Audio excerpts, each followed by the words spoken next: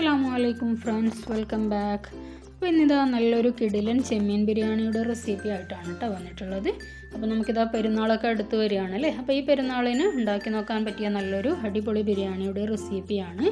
ചെമ്മീൻ ബിരിയാണി നമ്മൾ സാധാരണ ഫ്രൈ ചെയ്തിട്ടും ഉണ്ടാക്കും, ഫ്രൈ ചെയ്യാതെയും രണ്ട് തരത്തിൽ ഉണ്ടാക്കാറുണ്ടല്ലേ. അപ്പോൾ ഇന്നത്തെ എൻ്റെ റെസിപ്പി ഫ്രൈ ചെയ്തിട്ടുള്ള മസാലയാണ് കേട്ടോ.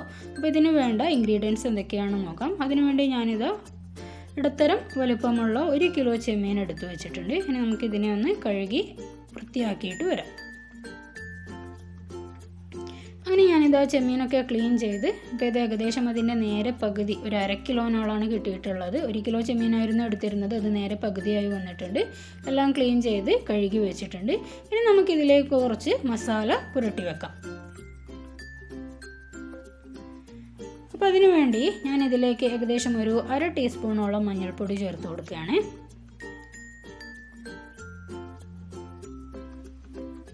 പിന്നെ ഇതിലേക്ക് വേണ്ടത് ഞാൻ എരിവില്ലാത്ത കാശ്മീരി മുളക് പൊടിയാണ് ചേർക്കുന്നത്. ഏകദേശം ഒരു 1.5 ടേബിൾ സ്പൂണോളം മുളക് പൊടി ചേർത്ത് കൊടുക്കുന്നുണ്ട്.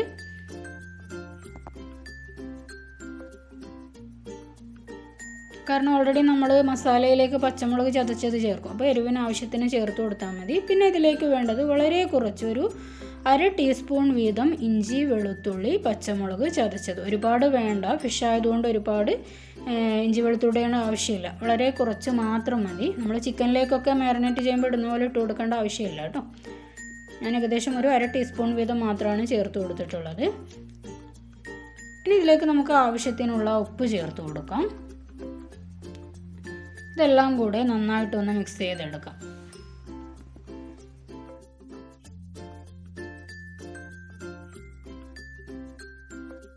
ഇനി നമുക്കിതിലേക്ക് ആഡ് ചെയ്യാനുള്ളത് ലെമൺ ജ്യൂസാണ്. ഞാൻ ഏകദേശം 1 ടേബിൾ സ്പൂണോളം ലെമൺ ജ്യൂസ് ആഡ് ചെയ്യുന്നുണ്ട്. ഇതുകൂടെ ഇതിലേക്ക് ആഡ് ചെയ്തതിന് ശേഷം നന്നായിട്ടൊന്ന് മിക്സ് ചെയ്ത് കൊടുക്കാം. ഇനി ഇതിനെ നമുക്ക് ഫ്രിഡ്ജിലേക്ക് മാറ്റി ഒന്ന് റെസ്റ്റ് ചെയ്യാൻ വെക്കാം. ആ സമയത്ത് നമുക്ക് ഇതിലേക്കുള്ള മസാല റെഡിയാക്കി എടുക്കാം കേട്ടോ. അപ്പോൾ അതിനു വേണ്ടി ഞാൻ ഏകദേശം ഒരു വലിയ 4 മീഡിയം സൈസിലുള്ള സവാള ഇതേപോലെ അരിഞ്ഞു വെച്ചിട്ടുണ്ട്. 4-5 സവാള എടുക്കാം, വലുപ്പത്തിനനുസരിച്ച് നിങ്ങൾക്ക് എടുക്കാം. അതേപോലെ 3 വലിയ തക്കാളി അരിഞ്ഞു വെച്ചിട്ടുണ്ട്. പിന്നെ ഇതിലേക്ക് വേണ്ടത് ഇഞ്ചി, വെളുത്തുള്ളി, പച്ചമുളക് ചതച്ചതാണ് കേട്ടോ. ഏകദേശം 1 ടേബിൾ സ്പൂൺ അളവിൽ ഇഞ്ചി, വെളുത്തുള്ളി, അതേപോലെ തന്നെ പച്ചമുളക് ഇതേപോലെ ഞാൻ ചതച്ച് വെച്ചിട്ടുണ്ട്. പിന്നെ നമുക്ക് വേണ്ടത് ലെമൺ ജ്യൂസാണ് കേട്ടോ, ഒരു 1.5 ടേബിൾ സ്പൂൺ ലെമൺ ജ്യൂസ്. പിന്നെ ഇതിലേക്ക് വേണ്ടത് മല്ലിയില, പുതിനയില ഞാൻ നല്ലപോലെ കഴുകി വൃത്തിയാക്കി ഇതേപോലെ അരിഞ്ഞു വെച്ചിട്ടുണ്ട്. ഇനി നമുക്ക് എങ്ങനെയാണ് മസാല ഉണ്ടാക്കുന്നത് നോക്കാം.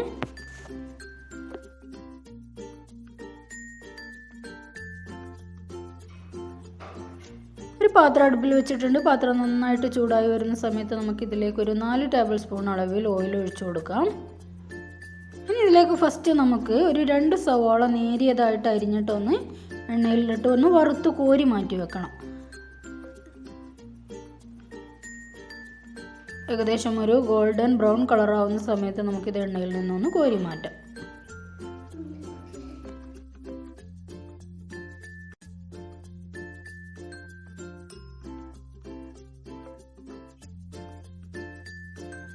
അങ്ങനെ ഇതാ നമ്മുടെ സവാളയൊക്കെ ഏകദേശം കളർ മാറി വരാൻ തുടങ്ങിയിട്ടുണ്ട്. ഏകദേശം ഇതേപോലെ ഒരു ബ്രൗൺ കളറായി വരുന്നുണ്ട്. ഈ സമയത്ത് നമുക്ക് അധികം കരിയാതെ തന്നെ എണ്ണയിൽ നിന്നിത് കോരി മാറ്റാം.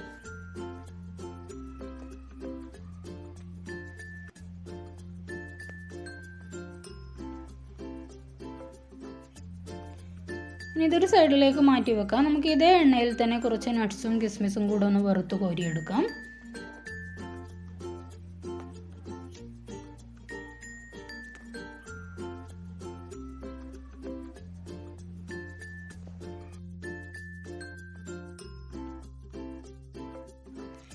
അങ്ങനെ ഇതാ നമ്മുടെ നട്ട്സും കിസ്മിസും സവാളയൊക്കെ ഞാൻ വറുത്ത് കോരി മാറ്റി വെച്ചിട്ടുണ്ട്. ഇനി നമുക്ക് ഇതേ എണ്ണയിലേക്ക് തന്നെ നേരത്തെ നമ്മൾ മാരിനേറ്റ് ചെയ്ത് വെച്ച ചെമ്മീൻ ഇട്ടൊന്ന് നല്ല പോലെ ഒന്ന് ഫ്രൈ ചെയ്തെടുക്കാം.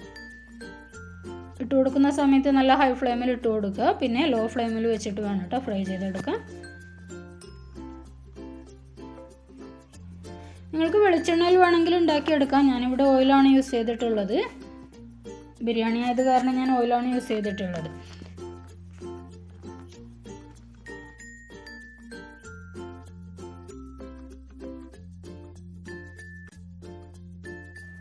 അങ്ങനെ ഇതാ നമ്മുടെ ചെമ്മീൻ ഏകദേശം ഒരു ഭാഗം ഫ്രൈ ആയി വരുന്നുണ്ട്. ആ സമയത്ത് ഒരു സ്പൂൺ വെച്ച് മെല്ലെ മെല്ലെ ഒന്ന് ഇളക്കി മറിച്ചിട്ട് കൊടുത്താൽ മതി.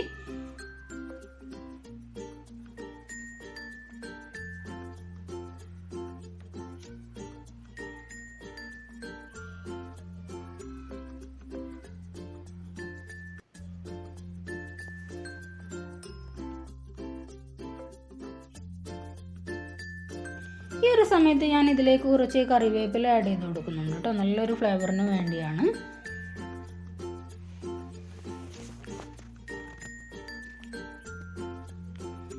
അങ്ങനെ ഇതാ നമ്മുടെ ചെമ്മീനൊക്കെ ഏകദേശം നല്ലപോലെ തന്നെ ഫ്രൈ ആയി വന്നിട്ടുണ്ട്. ഈ സമയത്ത് നമുക്കിത് മെല്ലെ എണ്ണയിൽ നിന്നൊന്ന് കോരി മാറ്റിയെടുക്കാം.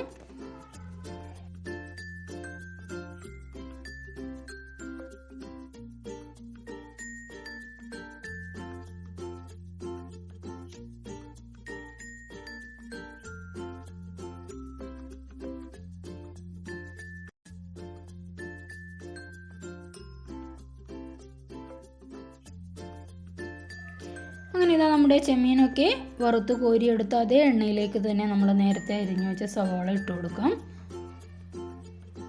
ഈ സമയത്ത് കുറച്ചുകൂടെ എണ്ണ ആവശ്യമാണെങ്കിൽ ചേർത്ത് കൊടുക്കാം. ഈ സമയത്ത് കുറച്ച് ഗീ വേണമെങ്കിൽ ഗീ ചേർത്ത് കൊടുക്കാം കേട്ടോ.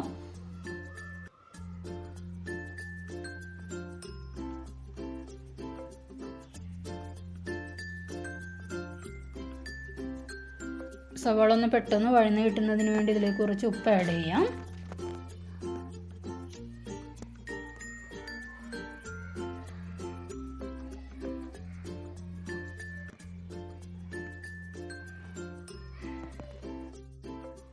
അപ്പോൾ ഏകദേശം നമ്മുടെ സവാളയുടെ കളറൊക്കെ മാറി നല്ലപോലെ ഇതേപോലെ വഴന്ന് കിട്ടിയിട്ടുണ്ട്.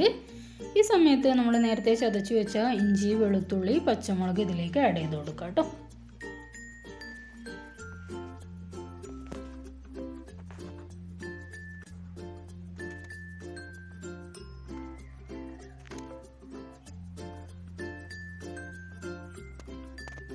പച്ചമുളക് നല്ല എരിവുള്ളതാണെങ്കിൽ നിങ്ങൾക്ക് അളവ് കുറച്ചെടുക്കാം. ഞാനിപ്പോൾ ഇവിടെ എടുത്തത് നല്ല എരിവുള്ള പച്ചമുളകാണ്, അതുകൊണ്ട് തന്നെ ഒരു 5-6 പച്ചമുളകാണ് ഞാൻ ചതച്ചെടുത്തിട്ടുള്ളത് കേട്ടോ. അതേപോലെ തന്നെ ഇഞ്ചി വെളുത്തുള്ളി എപ്പോഴും പേസ്റ്റ് ആക്കി എടുക്കാതെ ഒന്ന് ചതച്ചെടുക്കാൻ ശ്രദ്ധിക്കുക, അപ്പോൾ അതായിരിക്കും ഒന്നുകൂടി ടേസ്റ്റ് കിട്ടും. ഇതെല്ലാം കൂടെ നല്ല പോലെ തന്നെ ആ ഒരു പച്ചമണം മാറി വരുന്നത് വരെ നന്നായിട്ടൊന്ന് വഴറ്റി കൊടുക്കാം. ഇനി നമുക്കിതിലേക്ക് ആഡ് ചെയ്യാനുള്ളത് നേരത്തെ നമ്മൾ എടുത്തു വെച്ച തക്കാളിയാണ് കേട്ടോ. തക്കാളി ഇട്ടതിന് ശേഷം നല്ലപോലെ എല്ലാ ഭാഗത്തും ഒന്ന് മിക്സ് ചെയ്ത് കൊടുക്കാം. തക്കാളി പെട്ടെന്നൊന്ന് വഴന്ന് കിട്ടുന്നതിന് വേണ്ടി, ഒന്ന് സോഫ്റ്റായി കിട്ടുന്നതിന് വേണ്ടി നമുക്ക് ലോ ഫ്ലെയിമിൽ വെച്ചിട്ടൊന്ന് അടച്ചു വെച്ച് കൊടുക്കാം. പെട്ടെന്ന് തന്നെ ഒന്ന് ഉടഞ്ഞു കിട്ടിക്കോളും. അങ്ങനെ നമ്മുടെ സവാളയൊക്കെ നല്ലപോലെ ഒന്ന് സോഫ്റ്റായി കിട്ടുന്ന ആ ഒരു സമയത്ത് നമുക്ക് റൈസ് ഉണ്ടാക്കിയെടുക്കാൻ നോക്കാം. അതിനുവേണ്ടി ഞാനിതൊരു വലിയ പാത്രം അടുപ്പിൽ വെച്ചിട്ടുണ്ട്. അതിലേക്കൊരു ഏകദേശം 2.5 ടേബിൾ സ്പൂൺ അളവിൽ ഓയിൽ ഒഴിച്ചു കൊടുക്കുന്നുണ്ട്. അതേപോലെ തന്നെ ഒരു 2 ടേബിൾ സ്പൂൺ അളവിൽ ഗീ കൂടെ ഇതിലേക്ക് ചേർത്ത് കൊടുക്കുന്നുണ്ട് കേട്ടോ.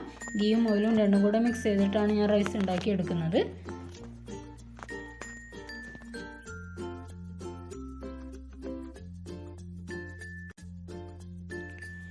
എണ്ണ നന്നായിട്ട് ചൂടായി വന്നിട്ടുണ്ട്. ഈ സമയത്ത് നമുക്കിതിലേക്ക് ഹോൾ സ്പൈസസ് ഇട്ട് കൊടുക്കാം. ഒരു 3-4 ഏലക്കായ, ഒരു കഷ്ണം ബേ ലീഫ്, അതേപോലെ തന്നെ പട്ട, ഗ്രാമ്പു. ഇതെല്ലാം ഒന്ന് പൊട്ടി വരുന്ന സമയത്ത് നമുക്കിതിലേക്ക് റൈസ് ഇട്ട് കൊടുക്കാം. റൈസ് ഇട്ട് നല്ലപോലെ ഒന്ന് വറുത്തെടുക്കണം. അതിനുവേണ്ടി ഞാനിതാ ബിരിയാണി റൈസ് എടുത്ത് വെച്ചിട്ടുണ്ട്. നിങ്ങൾ ഏത് തരം ബിരിയാണി റൈസാണോ എടുക്കുന്നത് അത് എടുത്താൽ മതി. ഇതിനെ നല്ല പോലെ ഒന്ന് കഴുകിയിട്ട് നമുക്ക് നന്നായിട്ടൊന്ന് ഊറ്റിയെടുക്കണം. ഒട്ടും വെള്ളമില്ലാതെ നല്ല പോലെ ഒന്ന് ഡ്രൈ ആക്കി എടുക്കാം. അങ്ങനെ ഇതാ ഞാൻ ഡ്രൈ ആക്കാൻ വേണ്ടി വെച്ചിട്ടുണ്ട്. ഇനി ഇതിനെ ഈ എണ്ണയിലേക്ക് ഇട്ടൊന്ന് നന്നായിട്ടൊന്ന് വറുത്തെടുക്കാം.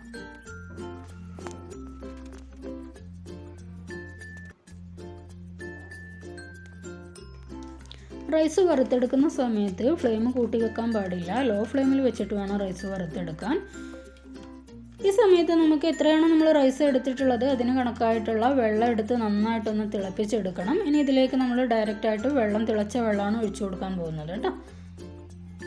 അപ്പോൾ ആ ഒരു സമയത്ത് നമുക്ക് മസാല എന്തായി നോക്കാം. ഇതാ നല്ല പോലെ സോഫ്റ്റായി വന്നിട്ടുണ്ട് തക്കാളി, ഉള്ളിയൊക്കെ. ഈ സമയത്ത് നമുക്കിതിലേക്ക് മല്ലിയിലയും പുതിനയിലയും ചേർത്ത് കൊടുക്കാം. നന്നായിട്ടൊന്ന് മിക്സ് ചെയ്ത് കൊടുക്കാം.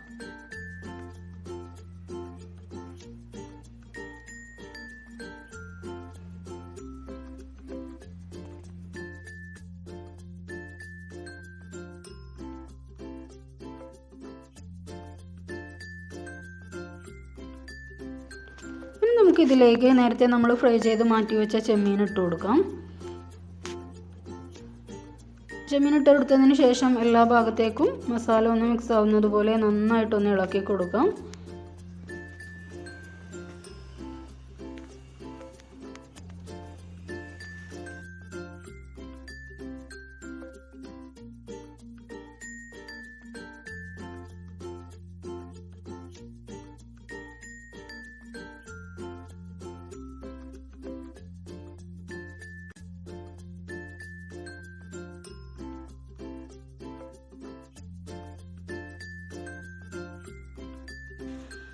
ഇനി നമുക്കിതിലേക്ക് ആഡ് ചെയ്യാനുള്ളത് ലെമൺ ജ്യൂസാണ്.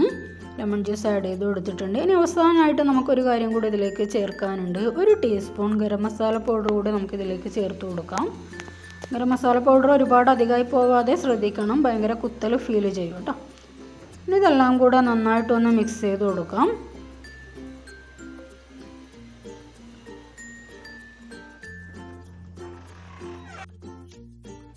അപ്പോൾ മസാലയും ലെമൺ ജ്യൂസൊക്കെ നന്നായിട്ടൊന്ന് മിക്സ് ആവുന്നതിന് വേണ്ടി നമുക്കൊരു 5 മിനിറ്റ് ലോ ഫ്ലെയിമിൽ വെച്ചൊന്ന് അടച്ചു വെച്ച് കൊടുക്കാം. ആ സമയത്ത് നമ്മുടെ റൈസ് എന്തായി നോക്കാം. റൈസ് ഇതാ കറക്റ്റ് വെന്ത് കിട്ടിയിട്ടുണ്ട്. ഇനി നമുക്ക് റൈസ് ഈ മസാലയിലേക്കിട്ട് ദം ചെയ്യാനുള്ള പരിപാടി നോക്കാം കേട്ടോ.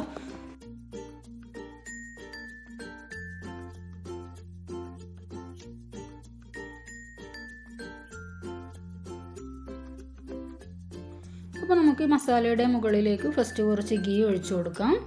പിന്നെ നമ്മൾ നേരത്തെ എടുത്തു വെച്ച മല്ലിയില, പുതിനയില അതും കുറേശ്ശെ ഇട്ട് കൊടുക്കാം. അതിൻ്റെ മുകളിലായിട്ട് നമ്മളുടെ റൈസ് ഇട്ട് കൊടുക്കാം.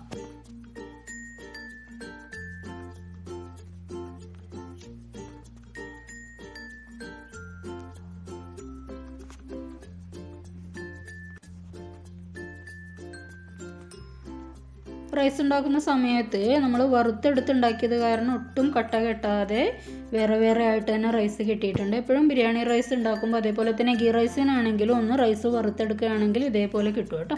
അപ്പോൾ ഇതിൻ്റെ മുകളിൽ നമുക്ക് കുറച്ചുകൂടെ ഗീയും അതേപോലെ നമ്മൾ നേരത്തെ വറുത്തെടുത്ത സവാള, നട്ട്സ്, കിസ്മിസ്, പിന്നെ കുറച്ചുകൂടെ മല്ലിയില, പുതിനയില ഇതെല്ലാം കൂടെ ഇട്ട് കൊടുക്കാം. പിന്നെ ഇതിൻ്റെ മുകളിലായിട്ട് കുറച്ച് ലെമൺ ജ്യൂസ് സ്പ്രെഡ് ചെയ്ത് കൊടുക്കാം കേട്ടോ. വീണ്ടും ഇതിൻ്റെ മുകളിലേക്ക് നേരത്തെ നമ്മൾ ചെയ്തതുപോലെ തന്നെ വീണ്ടും റൈസ് ഇട്ട് കൊടുക്കുക.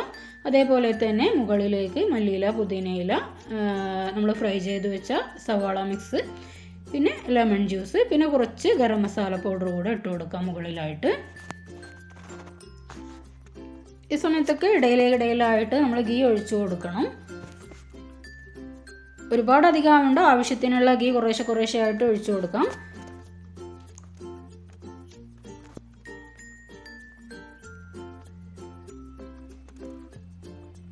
ഇതിൻ്റെ മുകളിലേക്ക് വേണമെങ്കിൽ നിങ്ങൾക്ക് സാഫ്രോൺ മിൽക്കോ അല്ലെങ്കിൽ ടർമറിക് മിൽക്കോ ഒഴിച്ചു കൊടുക്കാം കേട്ടോ. ഞാനിപ്പോൾ ഒന്നും ചേർത്ത് കൊടുക്കുന്നില്ല.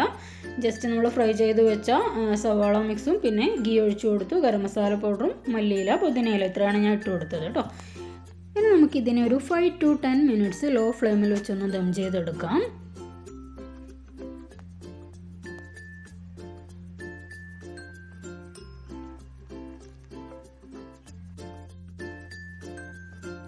അങ്ങനെ ഇതൊരു ആഫ്റ്റർ 10 മിനിറ്റ്സ് ആയിട്ടുണ്ട്. ഇനി നമുക്ക് നമ്മുടെ റൈസ് എന്തായി നോക്കാം. ഇതാ ഞാൻ തീ ഓഫ് ചെയ്ത് തുറന്ന് നോക്കുകയാണ്. നല്ലപോലെ ആവി കയറിയിട്ടുണ്ട്, നല്ലപോലെ സ്മെല്ലും വരുന്നുണ്ട് കേട്ടോ. അപ്പോൾ നമ്മുടെ വളരെ ടേസ്റ്റി ആയിട്ടുള്ള ചെമ്മീൻ ബിരിയാണി ഇതവിടെ റെഡി ആയിട്ടുണ്ട്. ഇനി നമുക്ക് ഈ നമ്മുടെ മസാലയ്ക്ക് ഏറ്റവും അടിയിലാണുള്ളത് റൈസ്. പതിയെ ഒന്ന് മെല്ലെ ഒന്ന് കോരി മാറ്റിയെടുക്കണം.